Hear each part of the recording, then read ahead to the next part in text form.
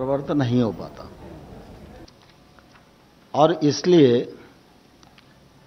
जब भी बात चलती है तो किसान उत्पादन भी कर रहा है, किसान देश में पैदावार बढ़ा रहा है, किसान अच्छा काम कर रहा है, लेकिन जब छोटे किसान से पूछो तो निश्चित रूप से वो अपने दर्द को बयां करता है।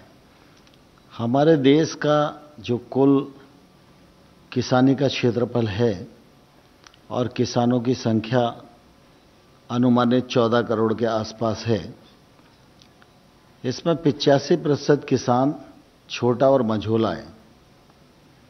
तो बड़ा किसान तो सब प्रकार के साधन अपने आसपास इकट्ठा करने में सफल हो पाता है, लेकिन जो छोटा किसान है उसको अपने उत्पादन का उचित मूल्य नहीं मिल पाता और इस वजह से उसको समय समय पर परेशानियों का लगातार सामना करना पड़ता है। प्रधानमंत्री जी का अपना अनुभव, उनका निर्णय करने का साहस, दूरदृष्टि और इसके परिणाम स्वरूप अगर हम देखेंगे तो पिछले दिनों में अनेक ऐसे कार्य किए गए जिससे किसान को सुविधा बढ़े। 17-18 में अगर हम देखेंगे तो कृषि विभाग का बजट 41,850 करोड़ रुपए का होता था। आज यह बजट बढ़कर 1,35,000 करोड़ का है।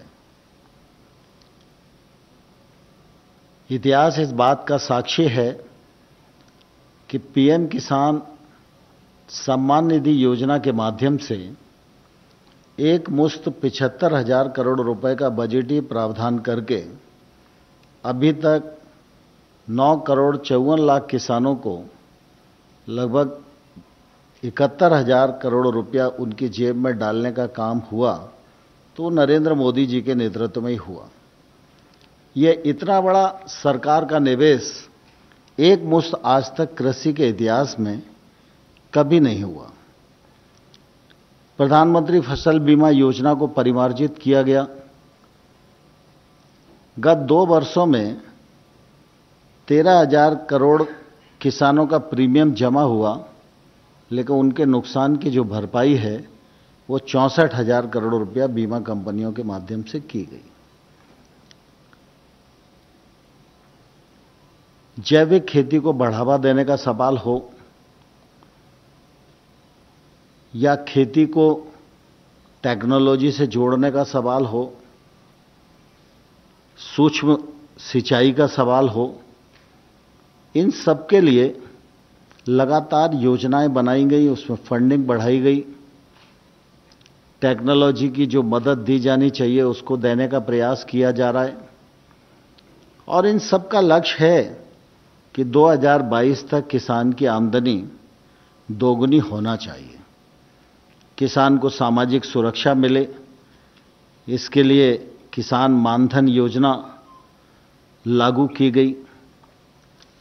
अभी केसीसी योजना के अंतर्गत किसान क्रेडिट कार्ड लगभग 6.5 करोड़। किसानों को आत्मनिर्भर बनाने के लिए सरकार लगातार कोशिशें कर रही है। फिलहाल वक्त हो चला एक छोटे से ब्रेक का।